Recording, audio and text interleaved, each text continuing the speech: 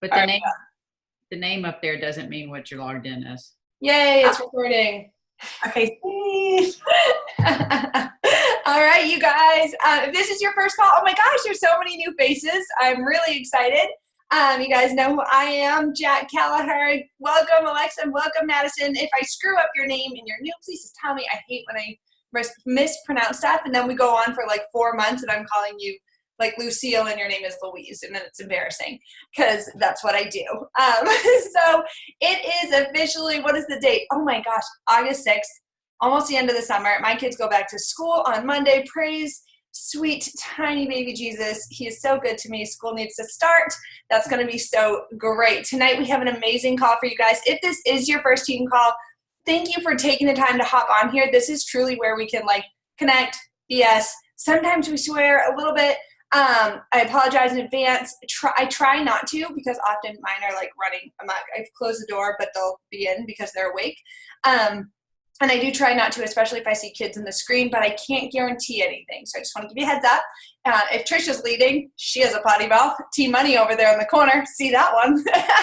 But tonight we have Sam and Tracy. They're going to be bringing it to you. We have this month's theme is passion and purpose. And so each month is themed to go along with our tribe name, Mind, Body, Soldier. So we're really focusing on things that what the definition of Mind, Body, Soldier on a deeper level. So we are always trying to help people find their passion and purpose, whether they're our clients, our friends, our loved ones, our coaches. Like if people join our coaching tribe and coaching is part of their passion and purpose, it's amazing. But even if people don't join us as coaches, we want to be their go-to person so that we can help guide them along that way. So when we lead these calls, our calls are always focused on the theme of the month. And so with that being said, because Lord knows I can talk all day long, I'm going to turn it over to Tracy, and Tracy's going to turn it over to Sam, maybe? Maybe, are we going like that? Or, I don't remember what I said. I was Marco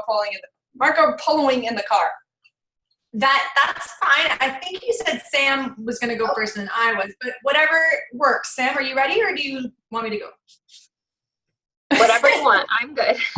Okay, you go and then I'll go second. Okay. Right, sorry, I totally messed you guys up. Sam, handing the floor over to Sam. Welcome. Tell us about yourself, Sam. All right. So my name is Sam. I know it says Samantha up there, but don't get confused. That's just, nobody calls me that actually. So it is Sam. I'm only called Samantha when I'm in trouble. So hopefully I'm not in trouble anytime soon with anybody. I called you Samantha for like the first month, and then I saw Sam here and there, and I was like, oh, it's one of those things. Okay, I had Jacqueline on my Facebook till like last month, and I finally changed it to Jack. No one calls me Jacqueline except for my mother. So I was like, what happened here? So, okay, go ahead, Sam. Total same. Only when I'm in trouble. And then when the full name comes out, I'm like, shit, I'm in big trouble now. I might be 32, but I still get in trouble. Okay, so I know a lot of you guys don't know me, but my name is Samantha, Sam. I am from Salina, Kansas, literally smack dab in the middle of the United States. Nothing fun happens here in Kansas, so don't ever come visit me. I will come visit you. I am a mom of 2 boys. I have a 6-year-old and a 2-year-old. My husband works for the police department here in town. He is retired Marine Corps and actually just re-enlisted in the Army National Guard. So we are on a new journey here coming soon. So fingers crossed everything goes well and we don't end up somewhere crazy. I just want to stay put. I'm good where I am right now. Let's see. I grew up in Kansas. As soon as I graduated from high school, I said, I need to get the hell out of here. Like, I can't stay here. I have to move. So I moved to Arizona, went to Arizona State, graduated with a degree in criminal justice, got married, lasted 6 months, got divorced, and needed to spread my wings and do something for myself. And I got a job offer with, I had been working for Victoria's Secret since I left home, and got a job offer to move to Hawaii and help open the first store on the island of Oahu. And I said, hell yes. So I put my house on the market, sold my car, and was like, bye, within 3 weeks. And all my friends said, oh, Sam, you're going to go there and you're going to come back with like these Hawaiian babies. I'm like, hell no, I'm not. That's not going to happen to me. Well, it happened. I met my husband in Hawaii. We didn't have any Hawaiian babies. We have Jackson. He's as white as white can be. But my pregnancy with him was really, really rough. He was 6 months premature and had to be in the NICU. It was a really bad situation. But he's good. See? All good. We moved to California after Hawaii, after being there for about 3 years, needed to start transitioning back to the mainland. We were only in California for about a year. And then, believe it or not, moved back to Kansas. Needed to be closer to family, needed that support system. And I told myself I would never end up back here unless somebody in my family got sick. There's my other one. But times have changed and I wanted to be closer to my family. So we are back here. We are back here and I might have a helper. And it would not be a team call if there was not a child interrupting the speaker. Let me say that right now. If you ever have can't guarantee that this is going to go. We're trying. Dad is not home. It's going really well. Usually I just locked mine. Literally, I lock the door secretly because if they hear it lock or they hear it close, they're going to be like banging it down. So I'm like, yeah, same thing. You're doing great. Whatever he wants right now. Yeah. No, don't do that. Okay. So there's 3 things that I'm going to talk about tonight now that you guys know a little bit about me. What brought me to coaching and Beachbody in general, why I'm here, which then leads to, my purpose and my passion, and then what I plan to do for others. Not right now. Bye-bye. Go get a drink. So my journey with Beachbody has been really, honestly, kind of weird.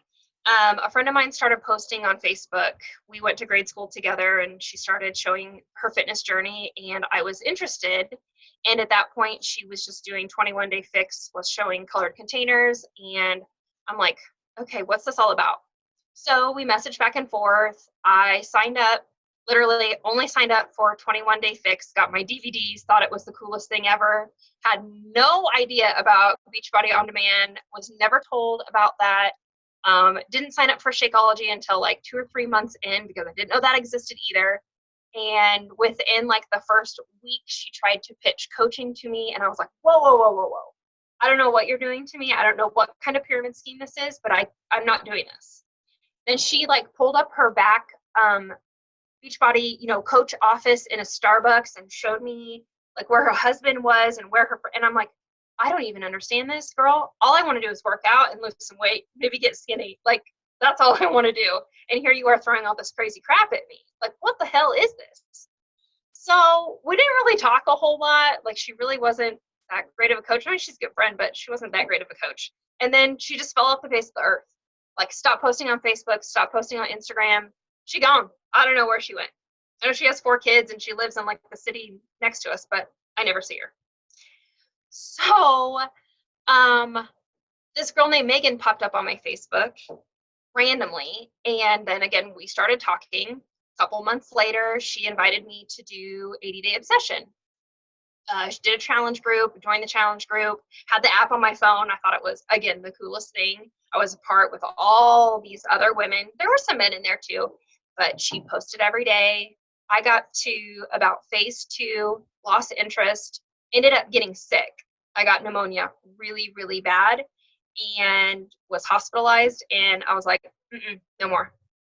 And I stopped. I never finished 80-day obsession. So moving fast forward to about December of 2018, Jac came on my Facebook feed. How that happened, I have no idea, but she just popped up there. And I'm like, who is this lady? And she was so pregnant, working out, jumping around in her living room with this belly. And I thought, if she can do it, I can do it. Like, this is amazing. So she messaged, I think I liked something. She messaged me. She sent me a sample workout. I think it was Shift Shop back then. Seems like so long ago. she sent me that, and I never did it, not gonna lie. We talked for a little bit, and that was it. But I kept following her, kept liking her posts, watched her videos. I mean, her belly just grew. I felt like I knew everything about her family. I was legit stalking her. Like, she could have got a PSA against me, or PFA or PFS, whatever those things are. She could have got one against me. So then she started sending me messages like, hey, what are you doing? Here's another sample workout. And it was Transform 20. Started talking more, and here I am. So I wasn't real keen on coaching right away, because I'm like, I really don't like posting things on Facebook. I don't like judgmental people. I think they're shitty. Like, sorry, I don't see any kids. But I didn't like it. Like, I thought that I wouldn't feel comfortable doing it. So she made me feel comfortable. She made me, I don't know. I just felt like the step that I was taking, I needed to take then, and that if I didn't take it at that time, I was never going to take it. So I did, and I'm here. So I signed up to be a coach on March 20th, and I was an Emerald by March 25th. And that was like, I felt like one of the biggest accomplishments. I didn't really even know what it meant yet, because I was still going through like my coaching units. I'm like, what are all these colors? And these people are diamonds, and I don't know what the hell this means, but I guess it's good. So I just kept going. And then I jumped on a call, and I saw all of you guys, and everybody's just like raw and real, and people in their pajamas. There's kids running all over the place. And I'm like, these are my friends. These are my people. So I joined you, and I'm here, and I'm not going anywhere. I may be silent sometimes. I've been silent a lot lately, just dealing with some health issues, but I'm still here. I'm in the background. I'm kind of stalking still. But why I'm here is my next point. We always talk about why and how our why changes. And I think right at first, my why was more about, okay, here's my family, and I see all these successful coaches. They can do it. They can be the stay-at-home moms. They can leave their full-time jobs. This could work for me.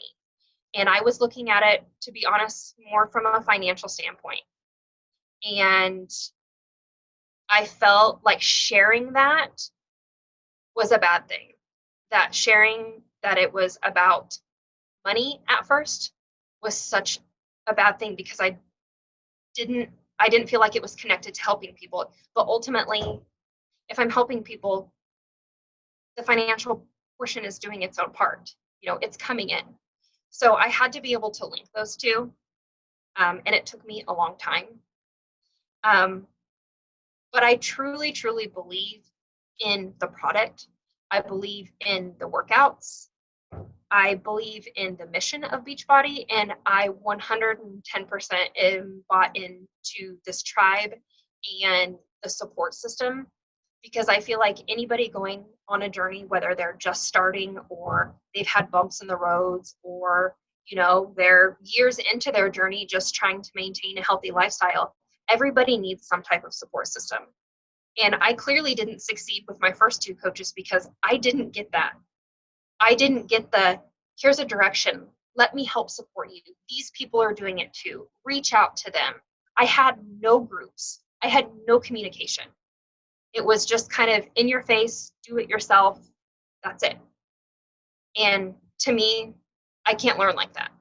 I guess I don't need somebody to walk me through it, but I need to see other people doing it too. I need to see those examples of success so that I can continue on my journey and follow in their footsteps as well. And I feel like now my why has changed to more of a health perspective. I want to be in the best shape that I can be for my age. I want to be healthy. I want to take care of my body so that I don't end up like my grandmother, who died 65 of cancer, never took care of herself. Single mom, 3 kids, worked 2, sometimes 3 jobs, and she never took the time for herself. And ultimately, you know, that could have been a huge factor in why she's not with us anymore. And I don't want that to happen to me. I want to live as many years as I can with these two boys. I want to spend as many years as I can with my husband. Now that I'm closer to my family, I want to spend as many years as I can with my family. And we all know that life changes in an instant. I mean, look at this weekend and everything that's happened in our world this weekend. I personally, my best friend who lives in Nebraska has a brain tumor.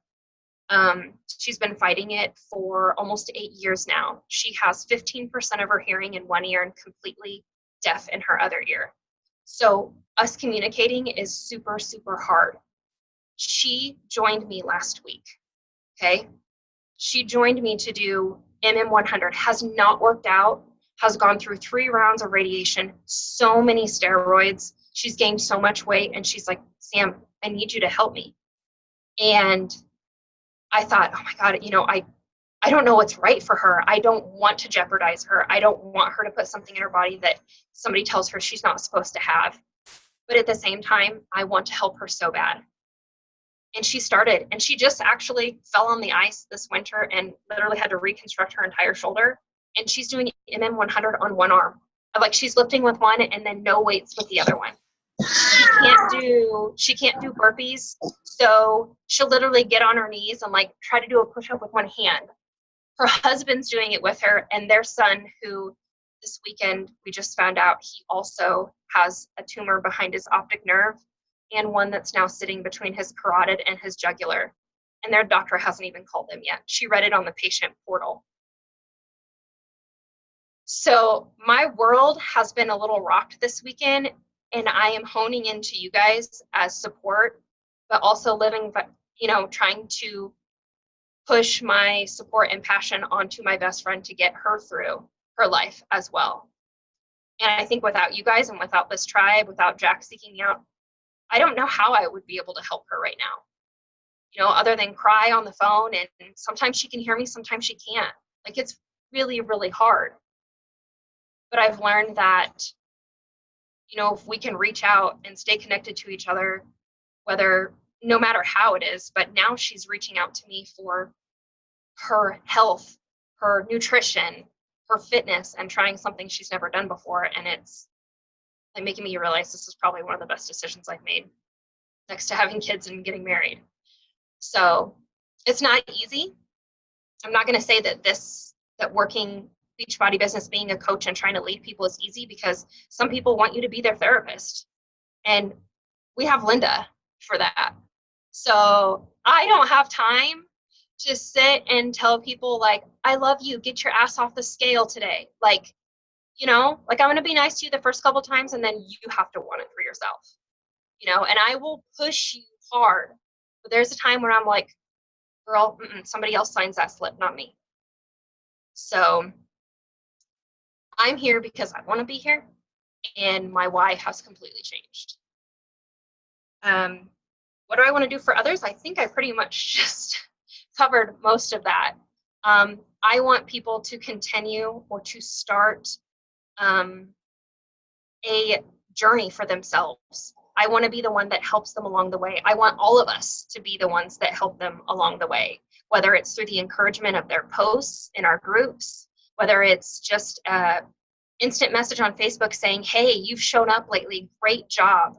And we know nothing about, you may know nothing else about their life, but they're showing up every day. I just want women to be able to be the best version of themselves, regardless of what society says.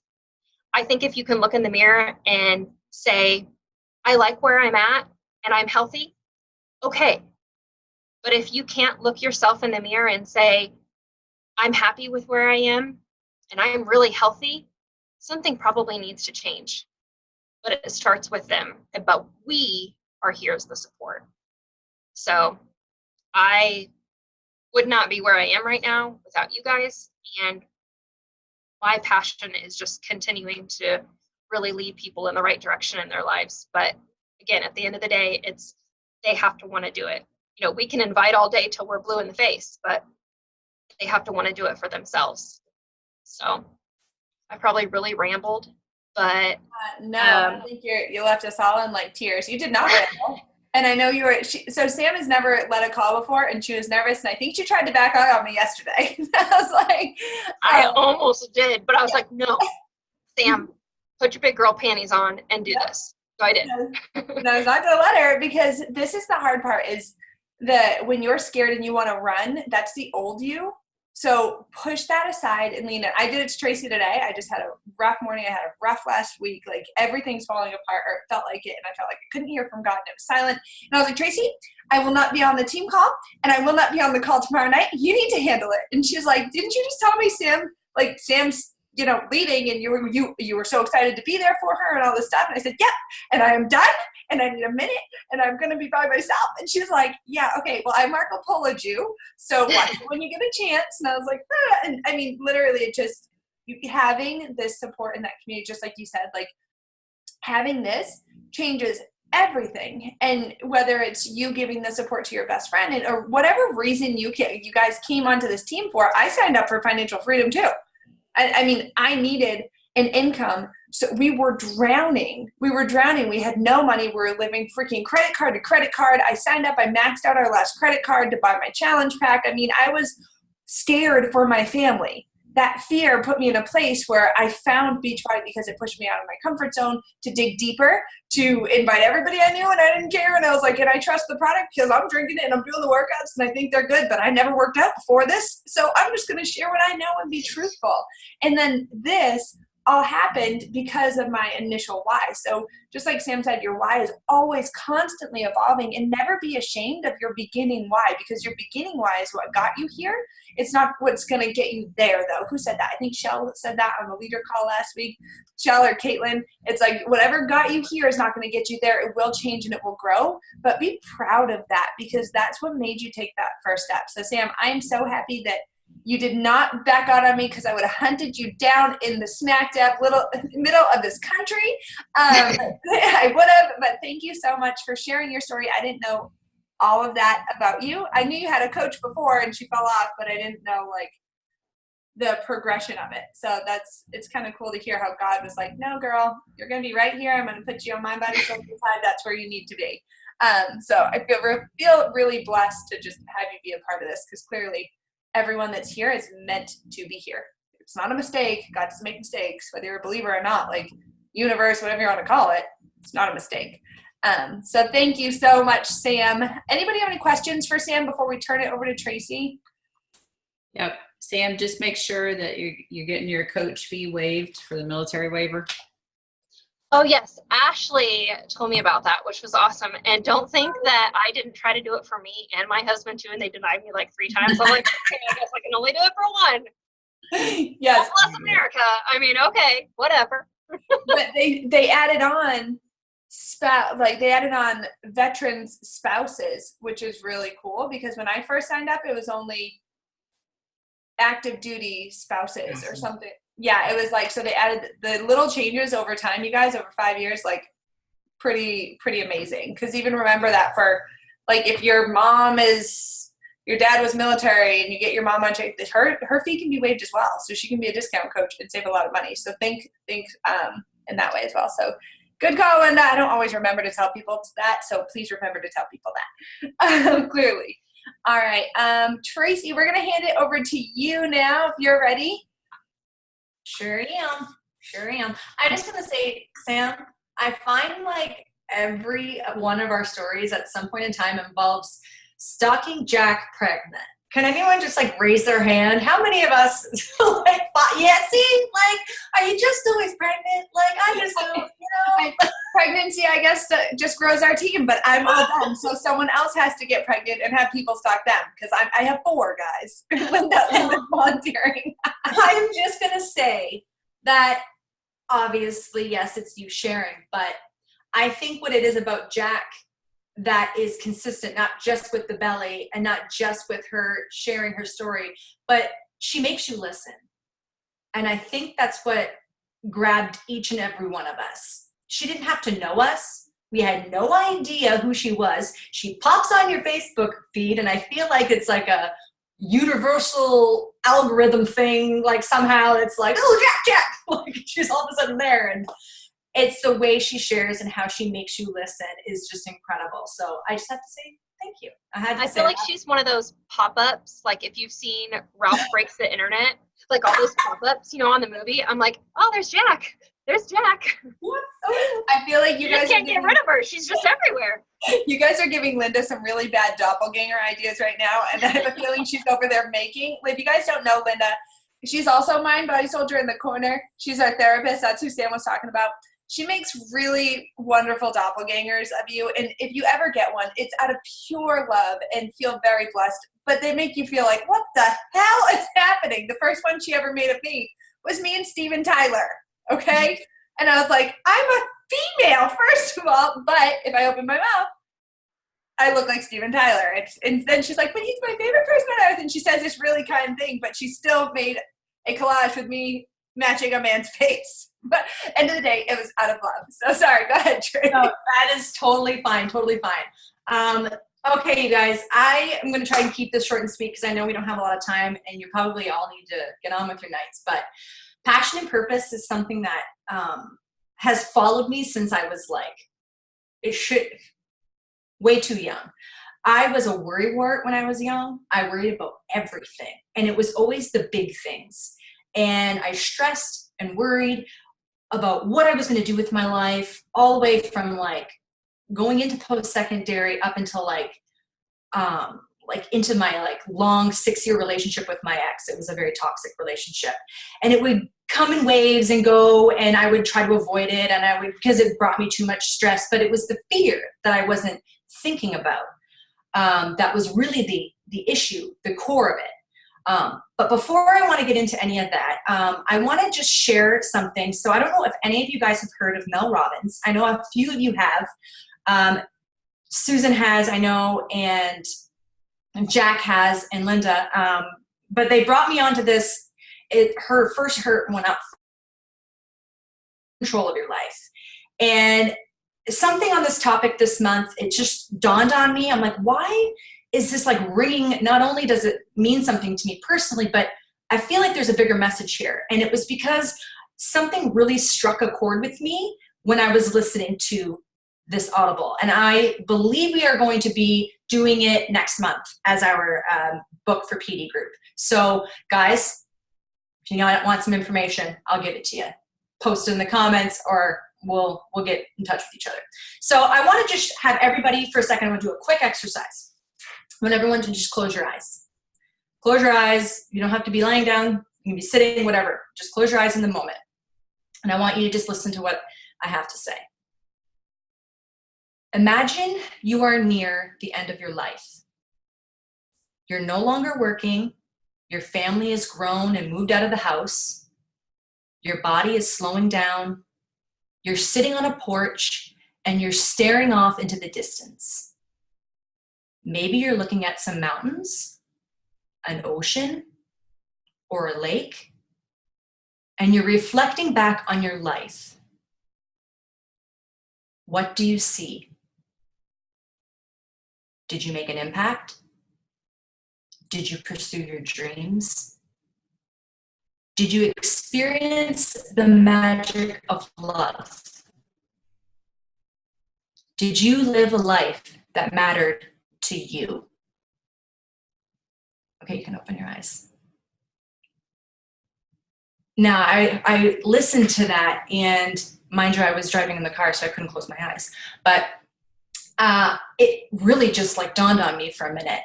Because isn't that like ultimately the question we all struggle to answer? Like, is there more to life than what I'm doing now in this moment? And like, what if it is, then what is it? Like, how are we supposed to attempt this? Feeling stuck and worried and lost about what our passions are in life. We all can relate to that. It's like a universal feeling, right? We have all been there, or we are there. And what I think we don't realize is that it's regret is what we're feeling when we don't get control and start doing the things that matter to us. You know, we don't want to end up regretting all of those decisions or things that we just didn't decide to do, or we're too scared to do because it's fear. The fear creeps in, and then we let that consume us, and prevent us from even trying. I can remember, like I had said to you earlier, getting into high school or into college, just feeling so consumed about what I wanted to do with my life. And I'm thinking about all the big things like, well, I got to be this, I got to be successful, I got to make money. And if I don't, then what's that mean? Then I'm worthless, or I'm this and I'm that. So I just got to choose something. And how do you choose something that you want to do for the rest of your life? It was just so much pressure. And I could feel the like pressure, the knot in my chest. And, you know, one of the things that she talks about, Mel Robbins, is about recognizing what it does to your body. It's the first step to recognizing what that fear does. So it might be like the knot in your chest or your stomach, or you get a pain in your head, or you close your eyes or cringe or something. It's like, what you have to really sit and think about, what's the first thing it does to my body. So for example, when you're living day-to-day life, you go to work and you walk into work and your boss tells you that he's cutting your hours. And then what's that do in that first initial moment? Because then that's where it starts, because then your reels start going, your head starts spinning, you might start crying, you might start flipping out, your mind starts thinking about all the other things. What about the kids? What about the home? What about all of the finances, and how are we going to survive, and how am I going to feed and get groceries? And your mind starts to spin. And that's what I started to do. But instead of just sitting and focusing on what the things that I could control, I let myself just spin out of control. And I went down a path in university, did something that I didn't enjoy, ended up in other things resulting in my life, got into a bad relationship, knowing that that was a bad relationship, knowing that that was toxic to what I wanted for myself. But again, I let fear, I let everything else take control, consume me. And for me, I had a little aha moment when I met my husband. And I didn't know who he was. He was in a bar, and he had asked me to be in the band, to try out for his band. I was like, I absolutely cannot do that. I have never sang in front of people. I have a lot of friends I know that I love to sing. But I was like, I can do that? Oh, hell no. So a month later, ironically, I see him again. I believe God bringing me the opportunity again. Are you going to take it? Are you going to take it? Again, asks me again, recognizes me and asks me. And I was like, there's something inside telling me I just need to try this, even though how ridiculous it seems and how stupid it is. Like, what am I thinking? I'm going to sing in a band? Like, this is what I'm telling myself. The self-sabotage, the self-doubt, the telling yourself you can't do something. I went back to my ex, who was my boyfriend at the time, shared this exciting news with him, shut me down. Where are you ridiculous? Are you serious? You're going to do that? That's so stupid. Like, you can't sing in a band. First of all, and it was blah, blah, blah. You can't. Why would you? This, that, you're that. Instead of supporting me, it was like, you know what? No, I'm done. I am so done. Like, it was that situation that just started the path for me to start making choices for me and what I wanted, and instead of for someone else or something else. It was that feeling inside. I recognized that feeling inside, that it sparked in me, that small thing. And you know what it is? It's these small things, you guys, that bring us to the bigger things. These small opportunities. We are always looking at the big, I want to own $1 million home. I want to have a Lamborghini, and I want to have a pool, and I want to have a vacation home. And those are great, you guys. Those should all be up on your vision boards. But we have to get there. How do we get there? Because what happens if along the way you realize, all right, I really don't want that big house. And I really hate Lamborghinis because they're tiny and they don't have enough room and whatever.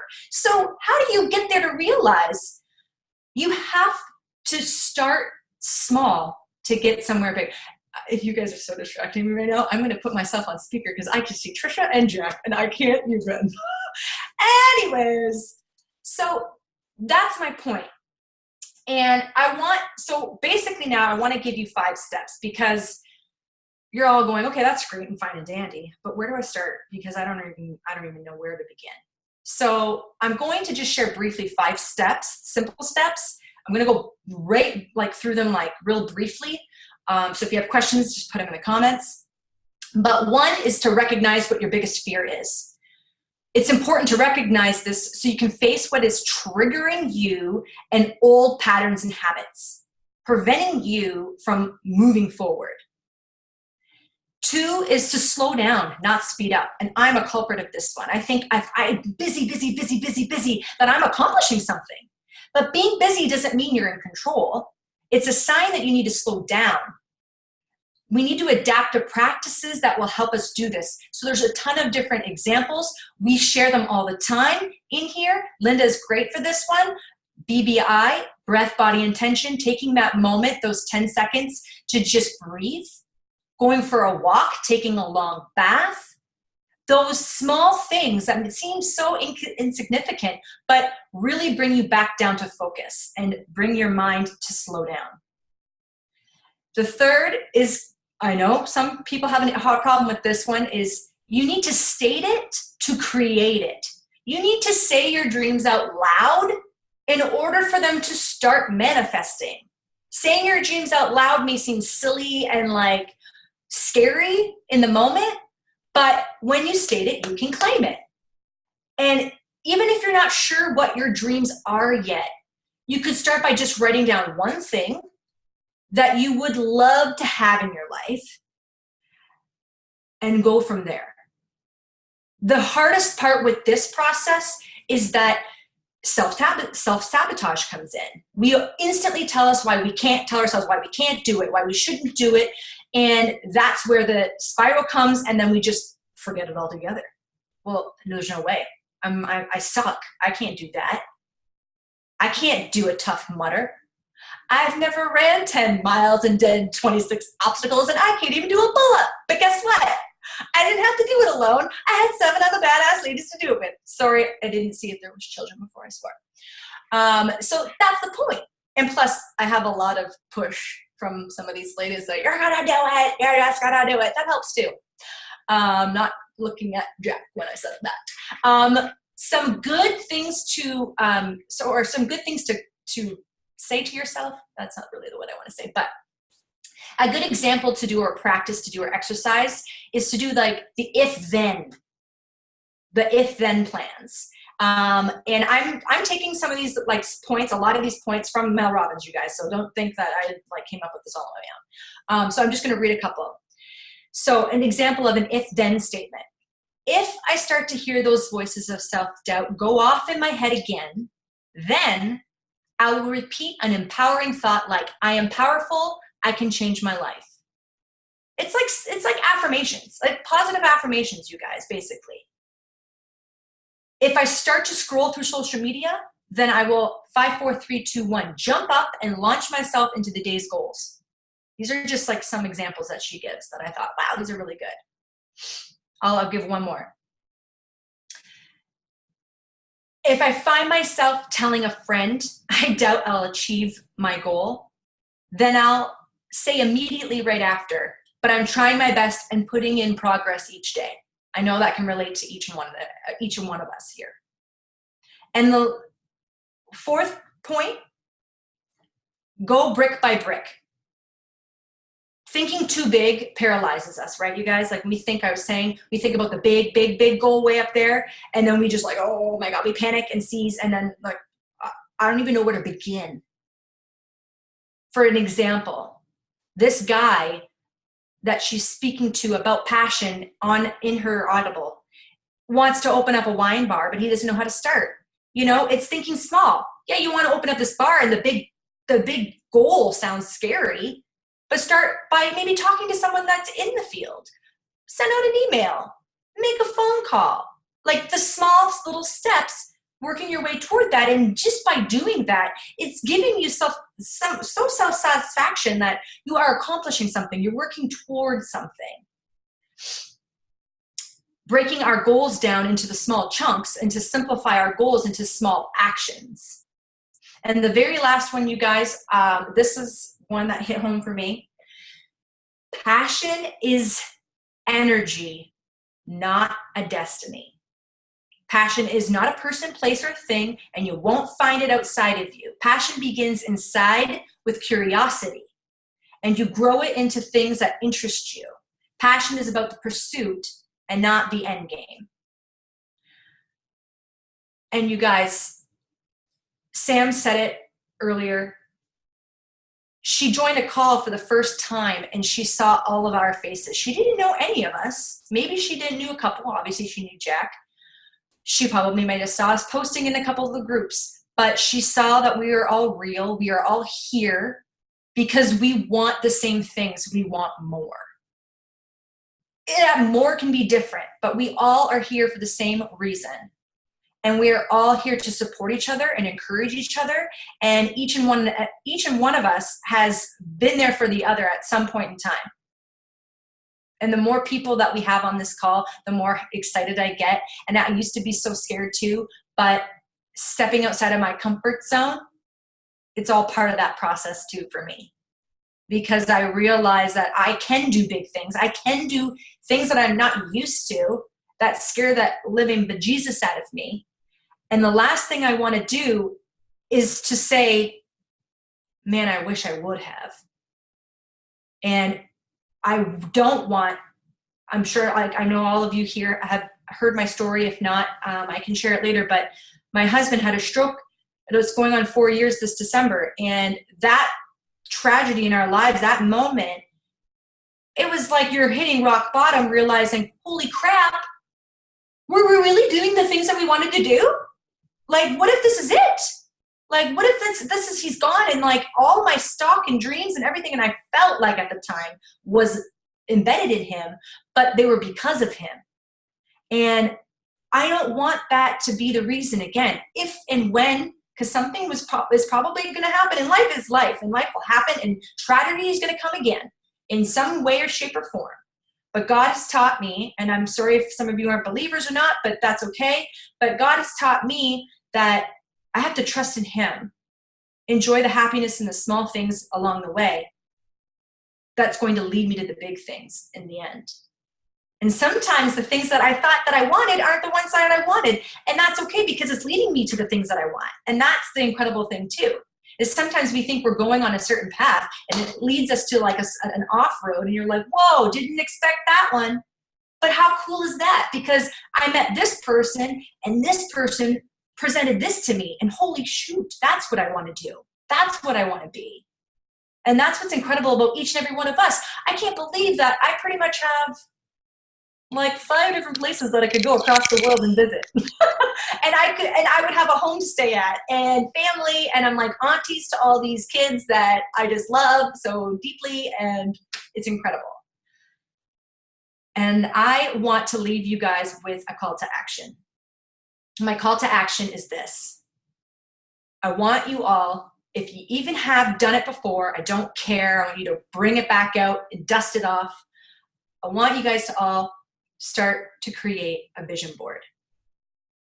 And what that is just picking out things that you love, that you want, that you dream about. I don't care how big or tiny or whatever. I don't care if you're cutting them out of magazines or whatever it may be. And I want in 2 weeks from now to all be able to just show them for a brief few moments before our next call. But I want you to post it in our team page and share it once you've done it, and comment on that, because I know I created one when I first started coaching. That's about the last time I did. And I thought about it and I was like, darn it. About half of those things I probably wouldn't be on my board anymore. But that's okay, because I want to take those down and I want to add more things. So that's my call to action to you guys. It doesn't have to be crazy. It doesn't have to be, I know there's a few creative nuts like me on this call right now that really love staples and pens and markers, and do however you want, but it can be on a piece of paper. And there's people like me who draw bubbles and write stuff in it, and I'll be like, look, I did it, because that's as crafty as I get. doesn't matter what it looks like. So we have two ends of the spectrum. So if you do anything better than circles on paper, you're going to do better than me. So you can't get any lower than that. I just want to let you all know. Or you can probably, we're going to compete with Tracy and probably Susan as well, or any other crafty people out there. I just know they are. They'll probably have rhinestones hot glued on there. Okay, let's be real. Look at you. Yeah, she just wrote that. Oh my God, I love you, Susan. Trace, you rocked it. Seriously, thank you. I don't mean to interrupt, but it is getting late, and I know that we and I could go on forever and ever. If you didn't get a chance to write down what Tracy said, Linda popped it into the chat, so you can just copy it and paste it into a little note section on your phone, or I'm sure Trace can share her notes. Yep. Okay. Sorry, Jackson just got home from practice. And seriously, these things, when I started to recognize my fear, like when I feel the emotions now, because I didn't even notice the emotions, what you talked about in the beginning, and you said, like, okay, recognize the fear so you can figure out what the triggers are. Like, how does your body react to that? Oh my gosh, you guys, like, I was like, well, I don't know. I'm sure I get running. I'm sure my eyes well up. I'm sure this happens. I'm sure that. Well, every time, like, I don't really do well with people telling me no, because I was told no my entire life by my parents, like anything. And so as an adult, instead of just saying, well, I'm going to do it anyways, or this is how I feel, it's taken me years to voice my own opinion. If I got told no, I realized, oh my gosh. And no matter what that is, I mean, the Apple Care store could have told me no today, and I feel my stomach gets, I didn't even have an answer from them, but I thought they were going to tell me no. My stomach gets nauseous, my throat starts to close, and my eyes start to tear up. And I'm like, oh, those are my triggers. I know they are. Like, I know when I'm nervous, my palms get sweaty, my feet get sweaty. That's gross. But I know those are my triggers. Okay, so then I start to focus on, I'm not nauseous. I start to focus on my body parts. I do the BBI routine. I get the breath in there, breath, body, intention. So when I take that deep breath, I know that I'm nauseous. So I focus on my stomach, calming my stomach. Then I go to my throat. Then I go to my eyes. And I do these things, and I've now gotten more control over how my body reacts to fear. But I didn't even know. I'm like, I don't know. Like, sure, I do whatever everybody else does. But it was really empowering to me to figure out how I reacted to that. Because, no, I can't control everything. Like I said, God's plan. But I can control how I take care of my body, just like Sam said. I can control knowing how my body reacts to things, like Tracy told us, and like Mel. And I think it's just amazing, these tips and these tricks that we learn throughout listening to amazing speakers that come and speak for us, and our tribe leaders, and just all of you guys. We learned so much. So create your vision board. Think about your biggest takeaway from this call tonight. You might have 10 different takeaways. And I challenge you to share it on your page. You know, I'm all fired up after these team calls. I challenge you guys to just, if you can sneak 2 minutes without interruption, I probably can't, but hiding in the bathroom, that's going to be what I do. And just writing out, like, I was just on my first team call, this is what I learned, and it was so empowering to walk away like this. Or I just heard my girl speak, and tag the speakers of this call, and let people see that they're real people that are speaking. And just, I challenge you to do that, because you have 2 weeks to make your vision board, but this is something you can walk away with right now. And my crazy's breaking loose as well. Sorry. Sorry, ladies. He's not sorry. Tracy says, sorry. Yeah. Thank you. All right. Okay, we're going to take a quick picture. See, he just drags him out real quick. And I love it, because he's going on YouTube, and I always say someone's going to turn me into child services, and they'd come here, and my kids would go like tooth and nail. They'd be like clawing at me, don't let me take on, like crazy. They love me so much. It's so great. Okay, if you can, Megan, are you on 2 phones? Are you listening on one thing? Because your name's on there twice. I don't know if it's another Megan. I just want her to turn on her camera. Oh, there's 2 Megans in this, spelled the same way. Okay, we're going to smile. I'm going to count to 3 and then hold it, because usually when we get to 3, I snap too early and everyone has a wonky eye, and then everyone gets upset at me. So just smile. Okay, cheese. 1, 2, 3. Cheese. Okay, see, we did it. Look at, I'm getting better. And I even say cheese. All right, you guys, thank you again. Thank you, Sam. Thank you, Tracy. Thank you, Linda, for the notes. And we will see you guys. We do have a Bible study call tomorrow night, even if you're not reading the Bible study. Even if you don't even have the book. A lot of people join just to chat, get on a call like this, and we just talk about God, ask questions, simple answers. Nothing too crazy. Yes, Linda? I feel like I forgot something.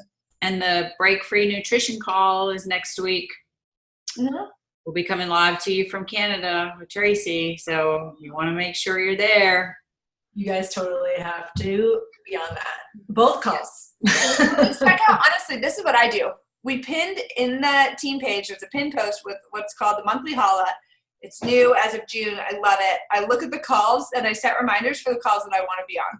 Worst case scenario, I can't jump on. It's not a big deal, but I aim to be on 1 call per week minimum. I mean, I have a 5:45 a.m. call with a couple girls. I have a 9:30 leader call on Fridays. I have team calls and stuff like this. So I'm committed to more, but I also do this full time. And I've been in this for a while, but when I was a new coach, 1 call per week, I was like committed. And if there wasn't a call, I was like, hey, is there a call I can be on or a training I should be doing? Because I constantly wanted to be connected so that I couldn't hide and pretend like, oh, I'm just so busy over here not connecting and growing a business by myself, feeling alone. We don't ever want you to do that. So with that being said, I'll put the pictures in the threads, put it on the team page, use it, go make your posts. I love you girls. Have a fabulous night. Bye, guys. Bye, guys.